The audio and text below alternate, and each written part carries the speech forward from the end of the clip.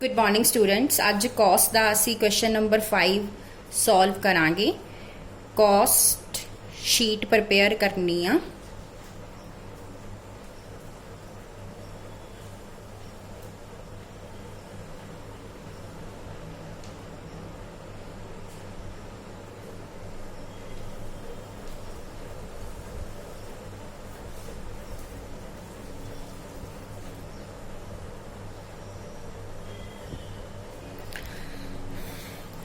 Okay students, start करांगे raw material दे opening stock दे नाल।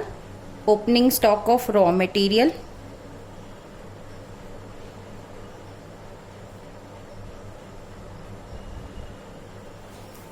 ये तुहानू दिता होया 40,000 दा। एड परचेज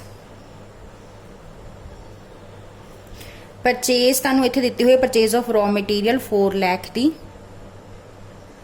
4 लाख प्लस 40,000 तक आ जाएगा 4,40,000 less closing stock. Closing stock तुहानू रॉ मटीरियल का क्लोजिंग स्टॉक जिहड़ा दिता होया आ वो दिता होया 50,000 का दिता होया। सो तुसी इत्थे 50,000 माइनस कर देना। ये तुहाडा जिहड़ा आ जाएगा 3,90,000 आ जाएगा रॉ मटीरियल कंज्यूम्ड। ਉਹਦੇ ਵਿੱਚ ਹੁਣ ਅਸੀਂ ਐਡ ਕੀ ਕਰਨਾ ਹੈਗਾ, ਅਸੀਂ ਇਹਦੇ ਵਿੱਚ ਐਡ ਕਰਨੀ ਆ ਡਾਇਰੈਕਟ ਲੇਬਰ। ਡਾਇਰੈਕਟ ਲੇਬਰ ਤੁਹਾਨੂੰ ਕੁਐਸਚਨ ਦੇ ਵਿੱਚ ਦਿੱਤੀ ਹੋਈ ਆ ਇਸ ਸਾਈਡ ਤੇ। ਡਾਇਰੈਕਟ ਲੇਬਰ ਦਿੱਤੀ ਹੋਈ ਆ 3 ਲੱਖ ਦੀ। ਸੋ ਤੁਸੀਂ ਹੁਣ ਕੀ ਕਰਨਾ, ਡਾਇਰੈਕਟ ਲੇਬਰ ਐਡ ਕਰ ਦਿਓ।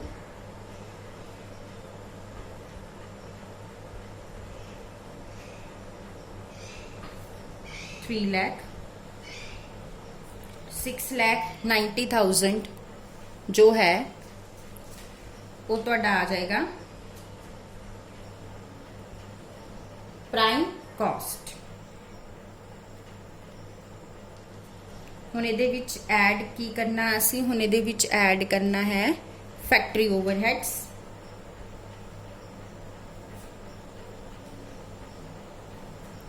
फैक्ट्री ओवरहेड सब तो पहला तुहानू इनडायरैक्ट लेबर दित्ती हुई आ 50,000 दी। लुब्रिकेंट्स 10,000 दे। इंश्योरेंस ऑन प्लांट दिती हुई आ 3,000 दी। उस तो बाद तुहानू इस साइड ते देखो पावर दिती हुई आ 30,000। नीचे तुहानू दिते हुए डेप्रीसीएशन ऑन मशीनरी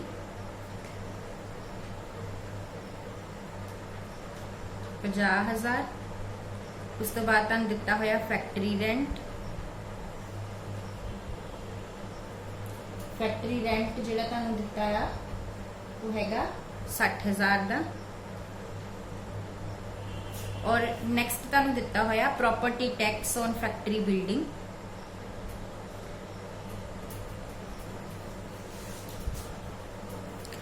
प्रॉपर्टी टैक्स जिहड़ा दिता होया फैक्ट्री बिल्डिंग दे वो 11,000 का दिता होया।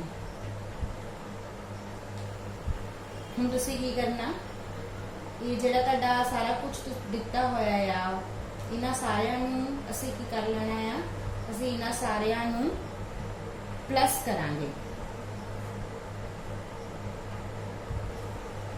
3 ता 4 5 1 6 3 9 9 5 14 6 20 ता 1 21 2,14,000 जिहड़ा हैगा आ वो तुसी इहदे विच प्लस कर देना। 6,90,000 दे विच 2,14,000 जदों प्लस करूंगे तां 9,04,000 जिहड़ा आ ये तुहाडी आ जाएगी मैन्युफैक्चरिंग कॉस्ट या फैक्ट्री कॉस्ट इनकर्ड।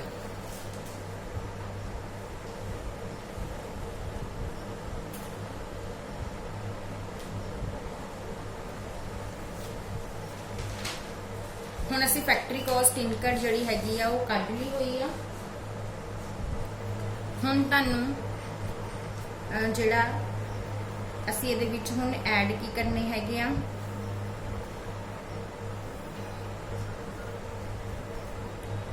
ਹੁਣ ਇਹਦੇ ਵਿੱਚ ਐਡ ਕਰਾਂਗੇ ਓਪਨਿੰਗ ਸਟਾਕ ਆਫ WIP,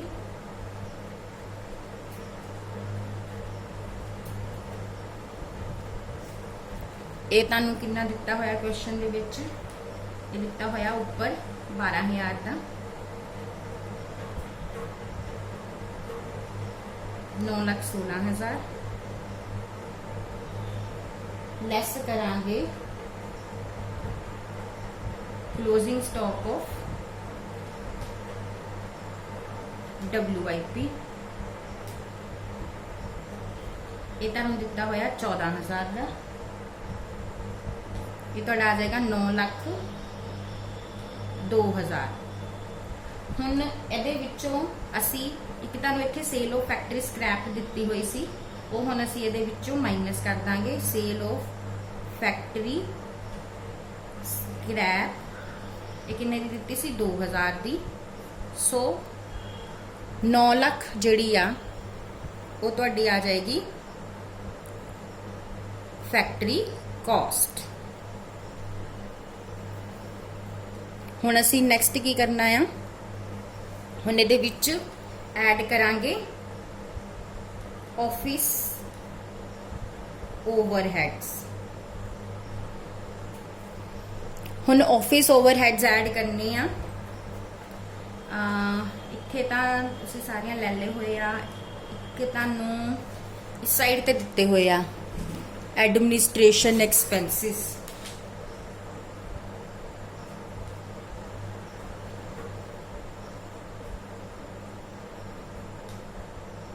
ਇਹ ਤੁਹਾਨੂੰ ਦਿੱਤੇ ਹੋਏ ਆ 1 ਲੱਖ ਦੇ, ਇਹੀ ਤੁਹਾਡੇ ਆਫਿਸ ਓਵਰਹੈਡਸ ਆ।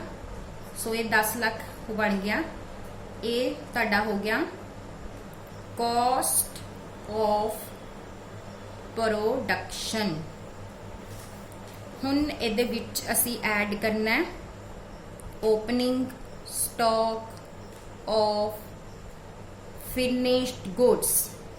ਫਿਨਿਸ਼ਡ ਗੁੱਡਸ ਦਾ ਓਪਨਿੰਗ ਸਟਾਕ ਤੁਹਾਨੂੰ ਕੁਐਸਚਨ ਦੇ ਵਿੱਚ ਜਿਹੜਾ ਦਿੱਤਾ ਹੋਇਆ ਤੁਹਾਨੂੰ ਇੱਥੇ ਉੱਪਰ 1 ਲੱਖ ਦਾ,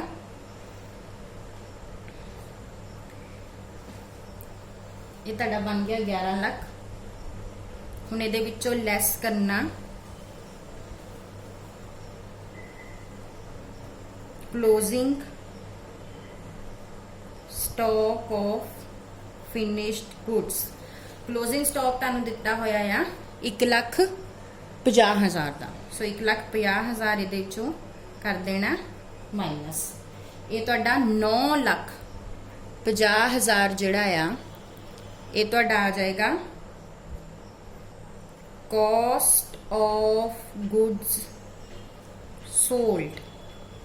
ਹੁਣ ਇਹਦੇ ਵਿੱਚ ਐਡ ਕਰਾਂਗੇ ਅਸੀਂ selling and distribution overheads.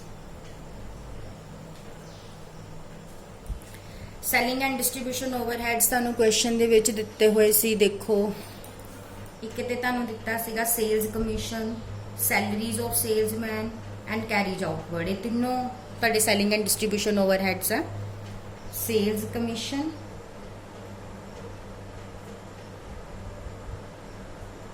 salesman's salary,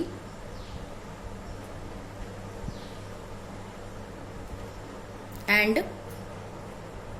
carriage outward।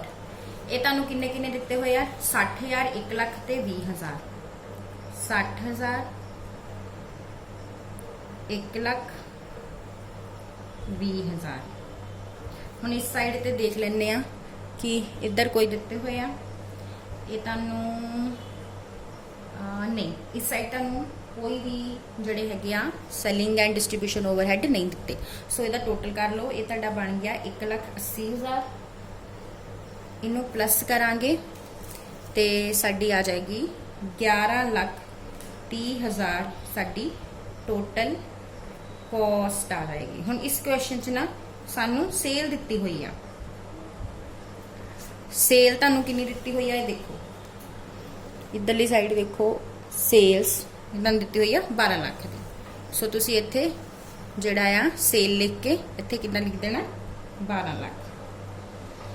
हुण तुहाडी टोटल कॉस्ट आ 11,30,000 दी, सेल तुहाडी हो गई 12 लाख दी। ਇਹਦਾ मतलब ਤੁਹਾਨੂੰ ਕਿੰਨਾ प्रॉफिट होया, ਤੁਹਾਨੂੰ ਜਿਹੜਾ प्रॉफिट होया ਉਹ ਹੋਇਆ 70,000 ਦਾ।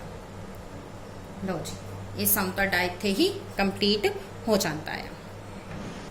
ਇਸ ਤੋਂ ਬਾਅਦ ਕੁਐਸਚਨ ਨੰਬਰ 6 ਆ, ਬਿਲਕੁਲ ਹੀ ਸਿੰਪਲ ਕੁਐਸਚਨ ਆ ਇਸੇ ਤਰ੍ਹਾਂ ਦਾ। ਰॉ ਮਟੀਰੀਅਲ ਦੇ opening closing stock, work in progress, finish ਦੀ opening closing and transaction during the year ਤੁਹਾਨੂੰ ਦਿੱਤੀਆਂ ਹੋਈਆਂ। ਸਿੰਪਲ ਕੁਐਸਚਨ ਆ, ਤੁਸੀਂ ਇਹਨੂੰ ਜਿਹੜਾ ਹੈਗਾ ਆ ਸੋਲਵ ਕਰਕੇ ਕਾਸਟ ਸ਼ੀਟ ਬਣਾ ਲੈਣੀ। ਇਸ ਤੋਂ ਇਲਾਵਾ ਇਹਨਾਂ ਨੇ ਇਨਕਮ ਸਟੇਟਮੈਂਟ ਵੀ ਪੁੱਛੀ ਆ, ਤੁਸੀਂ ਇਨਕਮ ਸਟੇਟਮੈਂਟ ਰਹਿਣ ਦੇਣੀ ਹੈ, ਕਾਸਟ ਸ਼ੀਟ ਜਿਹੜੀ ਆ ਉਹ ਖੁਦ ਹੀ ਤਿਆਰ ਕਰ ਲੈਣੀ। ਉਸ ਤੋਂ ਬਾਅਦ ਜਿਹੜਾ ਕੁਐਸਚਨ ਨੰਬਰ 7 ਆ, ਕੁਐਸਚਨ ਨੰਬਰ 7 ਜਿਹੜਾ ਹੈਗਾ ਇਹ ਥੋੜਾ ਜਿਹਾ ਡਿਫਰੈਂਟ ਆ ਕਿਉਂਕਿ ਇਹਦੇ ਵਿੱਚ ਕੁਝ ਫਾਈਨੈਂਸ਼ੀਅਲ ਨੇਚਰ ਦੀਆਂ ਆਈਟਮਸ ਵੀ ਦਿੱਤੀਆਂ ਹੋਈਆਂ ਆ ਜਿਹੜੀਆਂ ਕਿ ਅਸੀਂ ਕਾਸਟ ਸ਼ੀਟ ਦੇ ਵਿੱਚ ਇਗਨੋਰ ਕਰਦੇ ਆ। ਠੀਕ ਆ, ਜਿਸ ਤਰ੍ਹਾਂ ਕਿ ਇਸ ਕੁਐਸਚਨ ਦੇ ਵਿੱਚ ਤੁਹਾਨੂੰ ਇਨਕਮ ਟੈਕਸ ਦਿੱਤਾ ਹੋਇਆ, डिविडेंड दिता होया, डिवेंचर इंटरस्ट दिता होया, ट्रांसफर टू सिंकिंग फंड दिता होया, गुडविल रिटर्न ऑफ आ। ठीक आ, ये सारे जिहड़े एक्सपेंसिस आ ਅਸੀਂ ਇਹਨਾਂ ਨੂੰ ਇਗਨੋਰ ਕਰ ਦਿੰਨੇ ਆ ਕਾਸਟ ਸ਼ੀਟ 'ਚ, ਅਸੀਂ ਇਹਨਾਂ ਨੂੰ ਨਹੀਂ ਲੈਂਦੇ। ਸੋ ਤੁਸੀਂ ਟਰਾਈ ਕਰਨਾ 7th ਕੁਐਸਚਨ ਵੀ ਸੋਲਵ ਕਰਨ ਦੀ। ਬਸ ਆ ਜਿਹੜੇ ਮੈਂ ਤੁਹਾਨੂੰ ਦੱਸੇ ਨੇ income tax, dividend, debenture interest, transfer to sinking fund ਜਿਹੜਾ गुडविल रिटर्न ऑफ ਜਿਹੜੀ ਹੈਗੀ ਆ, ਇਹ ਸਾਰੇ ਅਸੀਂ ਕਾਸਟ ਸ਼ੀਟ ਬਣਾਉਣ ਦੇ ਟਾਈਮ ਤੇ ਜਿਹੜੇ ਹੈਗੇ ਆ ਅਸੀਂ ਨਹੀਂ ਲੈਣੇ ਹੈਗੇ। ਬਾਕੀ ਤੁਸੀਂ ਸਾਰਾ ਕੁਐਸਚਨ ਐਜ਼ ਇਟ ਇਜ਼ ਉਸੇ ਤਰ੍ਹਾਂ ਨਾਲ ਕਰਨਾ ਆ ਜਿੱਦਾਂ ਤੁਸੀਂ ਬਾਕੀ ਦੇ ਕੁਐਸਚਨ ਜਿਹੜੇ ਹੈਗੇ ਆ ਉਹ ਕੀਤੇ ਆ। ਆਈ ਹੋਪ ਤੁਹਾਨੂੰ ਚੰਗੀ ਤਰ੍ਹਾਂ ਇਹ ਸਮਝ ਆ ਗਿਆ ਹੋਊਗਾ ਕਿ ਕਿਸ ਤਰ੍ਹਾਂ ਨਾਲ ਕੀ ਕਰਨਾ ਆ। ਹੁਣ ਇਹਦੇ ਵਿੱਚ ਇਸ ਕੁਐਸਚਨ ਦੇ ਵਿੱਚ ਤੁਹਾਨੂੰ ਜਿਹੜਾ ਇੱਕ ਸੇਲਸ ਟੈਕਸ ਵੀ ਦਿੱਤਾ ਹੋਇਆ, ਇੱਥੇ ਪੇਮੈਂਟ ਆਫ ਸੇਲਸ ਟੈਕਸ 16,000 ਦਾ। ਇਹ ਵਾਲਾ ਪੇਮੈਂਟ ਆਫ ਸੇਲਸ ਟੈਕਸ ਵੀ ਤੁਸੀਂ ਇਗਨੋਰ ਕਰਨਾ ਆ। ਸੋ ਤੁਸੀਂ ਕੀ ਇਗਨੋਰ ਕਰਨਾ? Income tax, dividend, debenture interest, transfer to sinking fund, goodwill return off and payment of sales tax. ये सारे तुसी इग्नोर करने, बाकी सारा कुछ आना है तो तुसी ये सम भी खुद ही सॉल्व करना है। Thank you.